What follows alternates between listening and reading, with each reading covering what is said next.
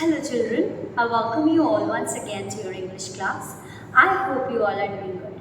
Children, for today's English lesson, we are going to start a new chapter from your English supplementary reader book, A Pact with the Sun. And this chapter is the fourth chapter of your book. Okay, you will find this chapter on page number 11 of your book. And this is the old clock shop. Okay children, so in this lesson we are going to learn about a character Ray. Okay, we have our character Ray. Okay, we have three men here actually, and other man is in his 50s. Okay, a man in his 50s.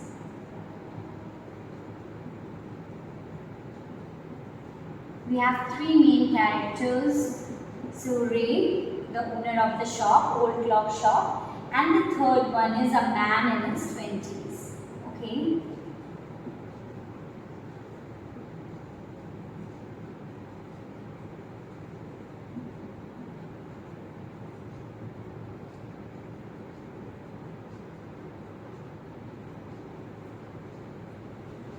So now we know children, we have three characters here. Ray is the shop's owner, old clock shop's owner, and these two men. We will see how their story unfolds, okay, how their story helps us learn something magical, okay. Now let's get started children.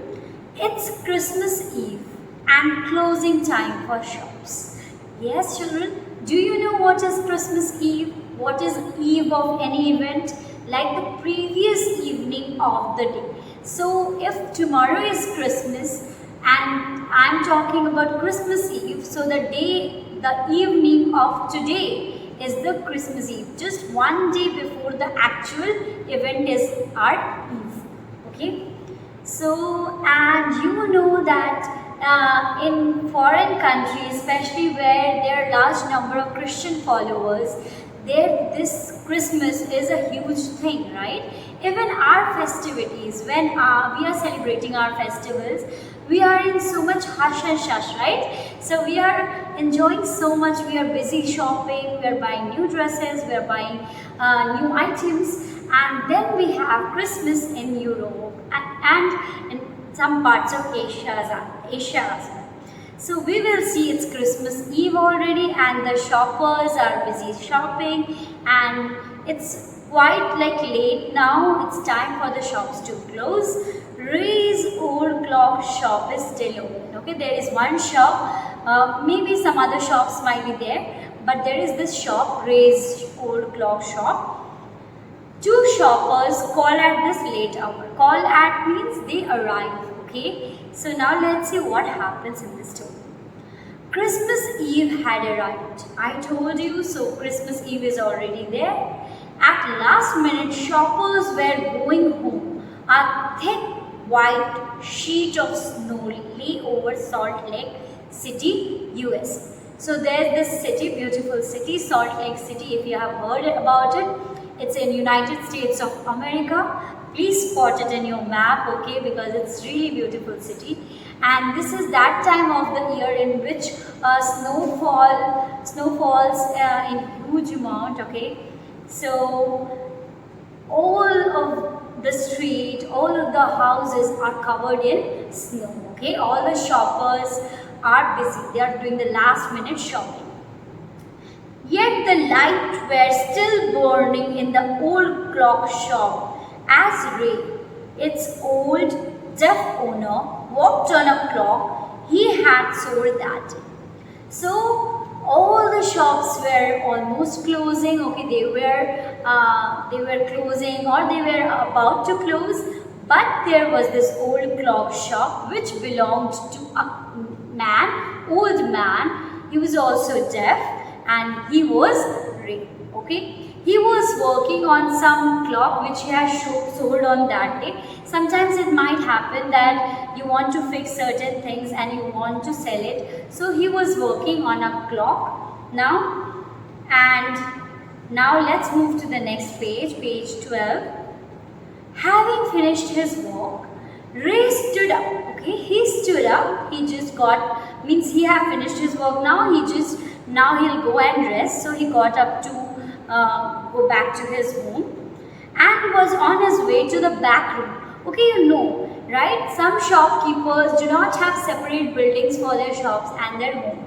They have built some kind of area or room which they can utilize for a shop, and then at the back only they have their home. Okay, so he was going back to his room, and when a cold rush of air from the front door hit the back of his neck. Now he turned and he was going back to his home, to his room.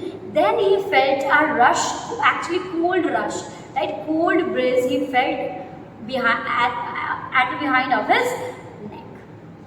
Okay, so now it hit the back of his neck. He turned to meet a last minute shopper.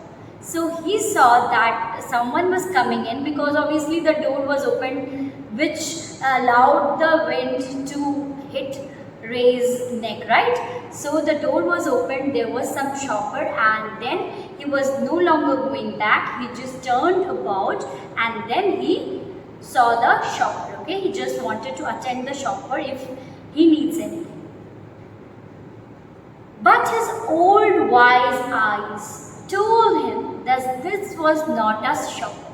Okay, he understood that this man who has just entered the door is not a shopper.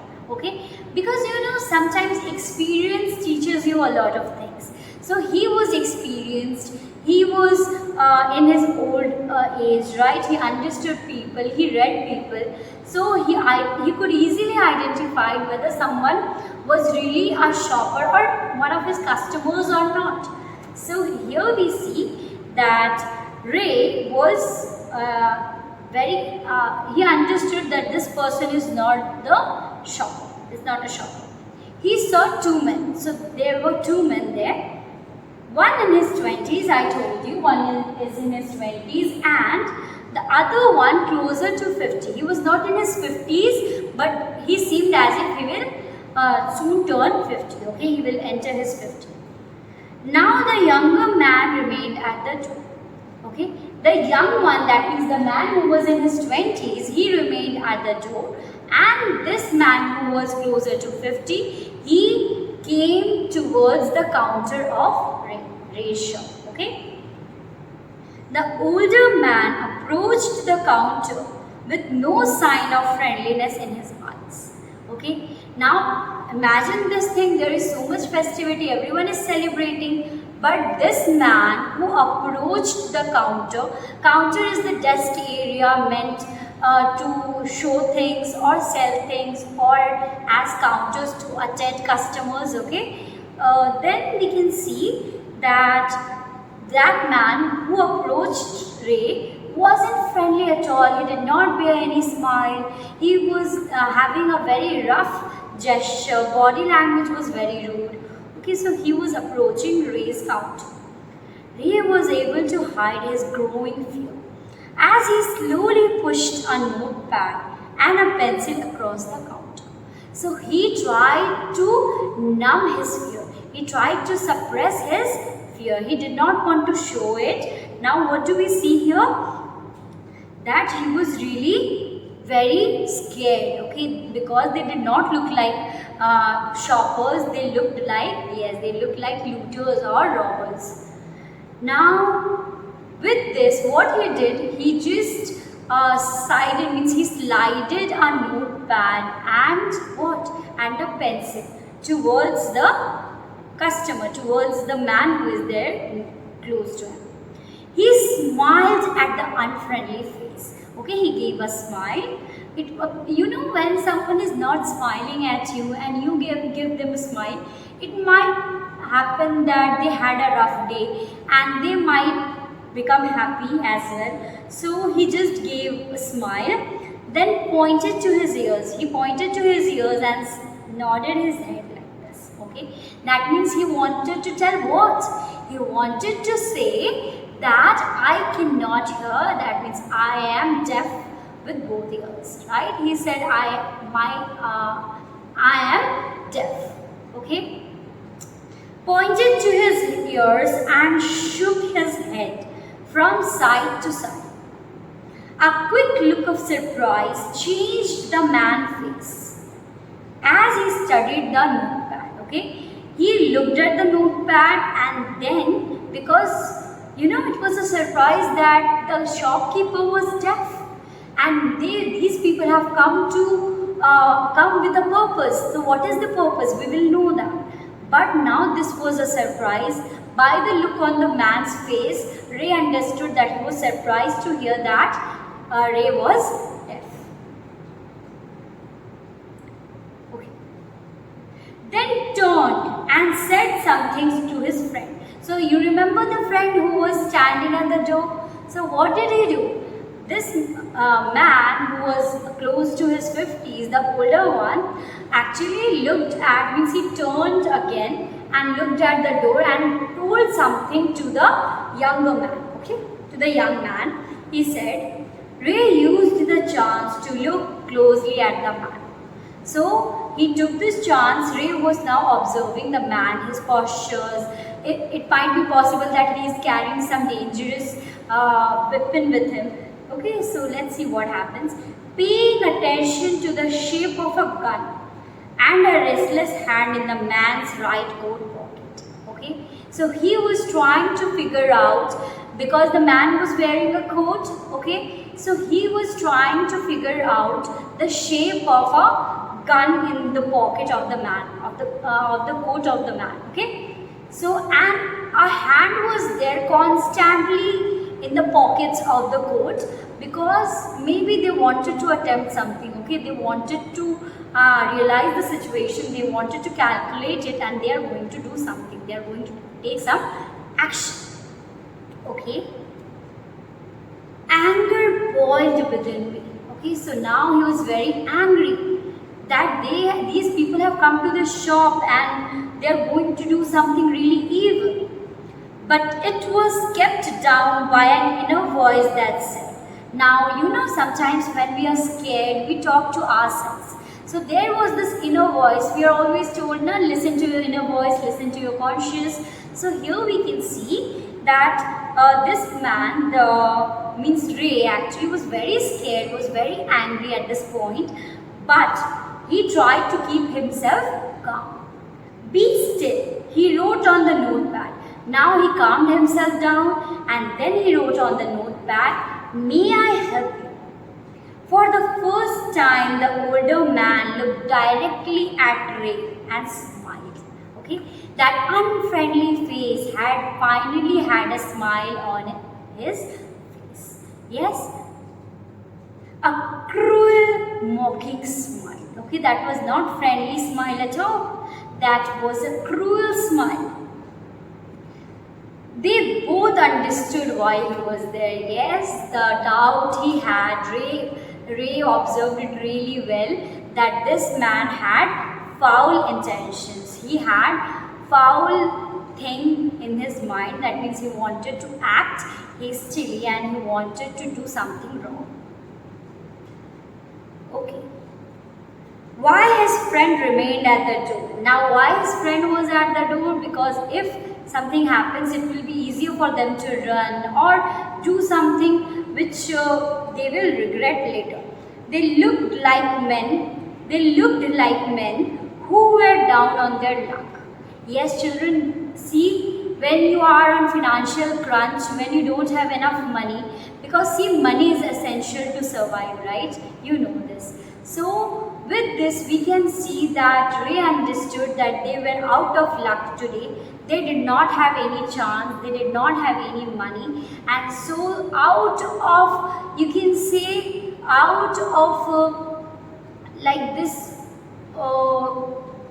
pain or like this luck, okay, when they have ran out of luck, they had decided that they need to do something which they might regret later. So now, we're now ready to try something they would later be sorry about. So children, we are done till here. Okay, now let's move to the next part of the story, what happens. Now children, what do you feel? What will happen in this story? Will the men loot the old shopkeeper, old clock owner? Do you think so? Keep on thinking and let me move ahead with the rest of the story. Ray knows that his visitors are in need. Okay, Ray understand that these two people, these two men, are in requirement of something. Okay, they are in need. He accepts an old watch in exchange for a good sum of money. So now Ray is going to loan them some money, give them some amount in exchange of an old watch. The message of peace and goodwill spreads everywhere as the old clocks chime Merry Christmas. Okay, children. So yes, this is old clock shop. That means the clocks there are what? Are used clocks. Okay, they are repaired by Ray and then sold. The clocks ticked on. They started ticking. Okay, you know tick tick tick sound, right? When the needles of the clock moves, they make this tick tick sound. Ray calmly wrote another message. Now Ray did not get any reply. Okay, so he is going to pen down one more message. Have you come to pick up a clock or watch? So they thought, means he said, he actually wrote. He could not, means he did not say it. He wrote it on the notepad that, have you come to pick up a clock or watch? Because yes, I told you that this is an old clock shop. Some people just drop their watches or clocks there and they get it repaired with some, obviously after paying some money. Then he pointed to the loan board. He showed the loan board that we also offer loan. You can keep your old watch and you can take some money. Okay, children. So loan is a certain amount of money you borrow from someone. Okay, with an interest. Okay, there is certain amount that you will have to give extra when you repay the amount. The sum is there, the amount is there. You have to repay a certain amount after a period of time when you can. So in that case, you have to give some extra money as well, which is known as interest. We know, right? In bank, we have heard about the sum like terms, principal, sum, interest, like this words. So he showed a loan board filled with hanging clocks and pocket watches. So he had a loan box, okay, loan board, and on that there were those watches which were kept in exchange for the money that he lent. He was not a pawnbroker. Now children, who is a pawnbroker? Pawnbroker are people who lends you money in exchange of something valuable, okay, in exchange of something very precious. So here we can see that Ray was not a pawnbroker. We should not think that he is lending money because he is going to earn interest on it. He did not. But at the same time couldn't say no to the needy people. So whoever came to cash in, whoever came for loan, he took their watch, he kept their watch with him until they could come back and take their clocks, or they can take back their watches and then repay him his money or repay him his loan. Before him, for anything they could get, he loaned more than he should. Okay, he really trusted people because he understood that people might be in need. So at the same, they would be there when the owners wanted them back. Okay, so when the owners wanted the watches back or maybe something, so then only they would come. Okay, at the same price he had paid with no interest. So he would lend money to needy people, and they came with the clock, with the watch, and then he again gave them the clock after they repaid the money, loan money. Then the older man seemed to feel a little easier. He calmed himself down. He thought, I have conveyed my point. Okay, I have told what to do. Took out his hand from the pocket. Now we can see that this old man, who was little bit puzzled, he was going to do something if Ray would have not told this thing that he also gives loan. So with this we see that the older man, which was closer to his 50s, he took out the hand from his pocket. Okay, he, I think, cancelled the plan to threaten this man, right? Threatened Ray. And quickly looked at the watch on his wrist. After he took out his hand from his pocket, he was wearing a wristwatch. Wristwatch is usually what you wear on your wrist. So he looked at it.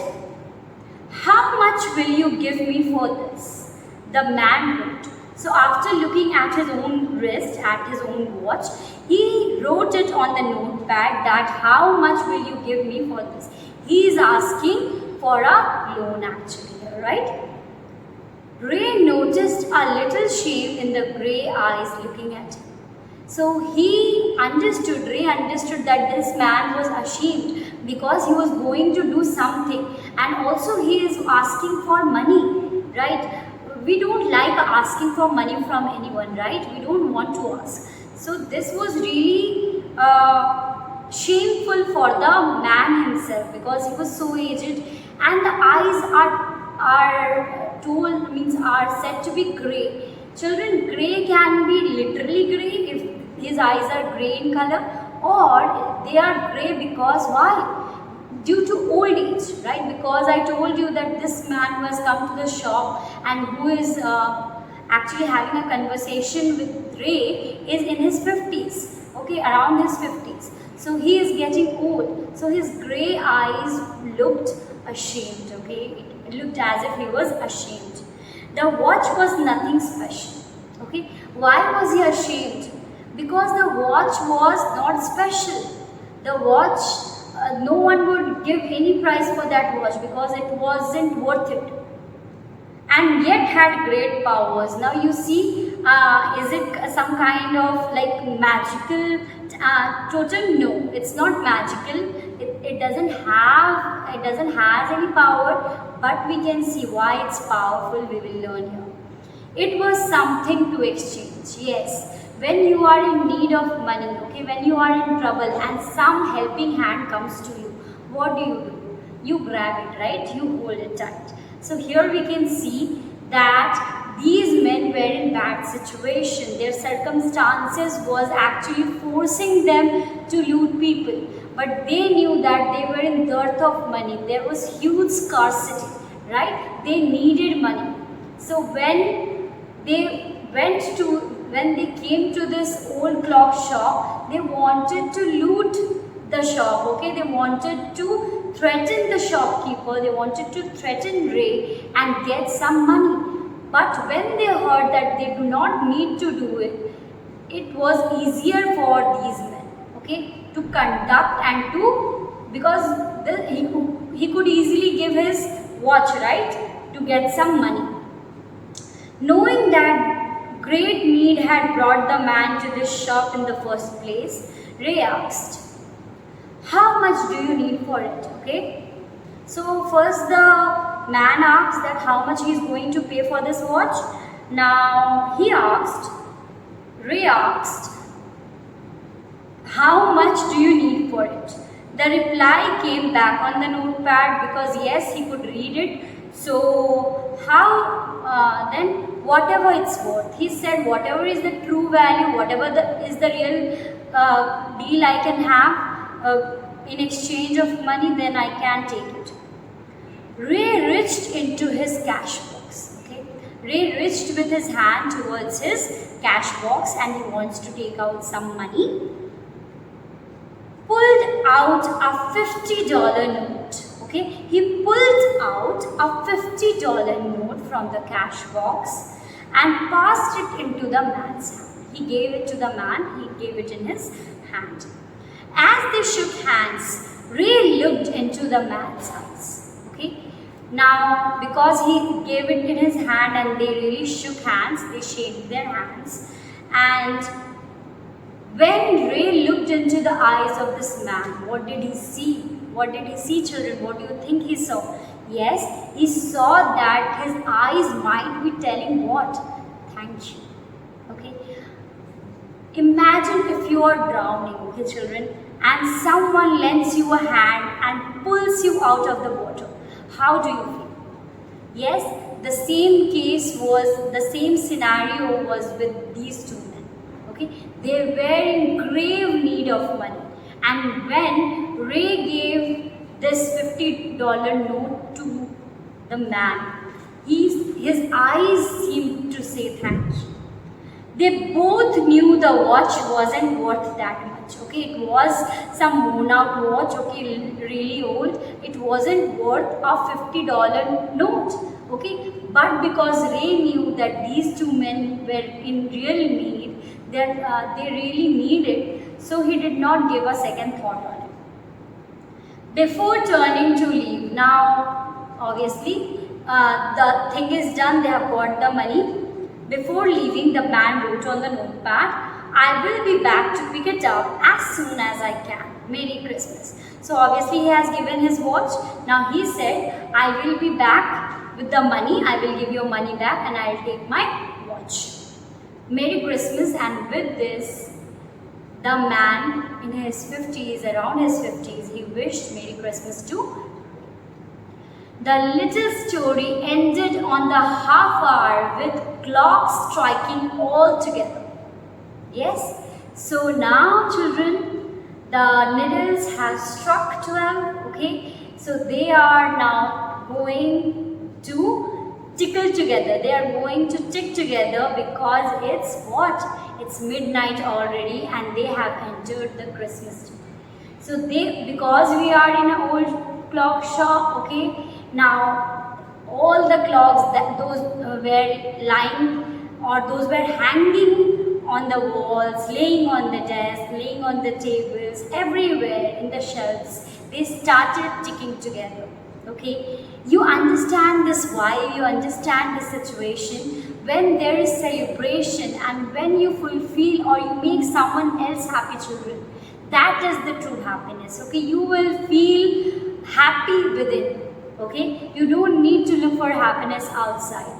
It will awaken within you. Okay, so see here, the timepieces refers to the clocks, wristwatches, pocket watches which were there in the showroom, in the clock shop, which had been looking on silently all the while. Okay, they were just ticking around. They were not like you know that pendulum watches, they always do tung tung tung if they strike certain hour of the day, like they will be chiming for that particular number of times. So on silently all the while rang out the time with such feeling that even Ray thought he could hear them. Okay, do you understand this, children?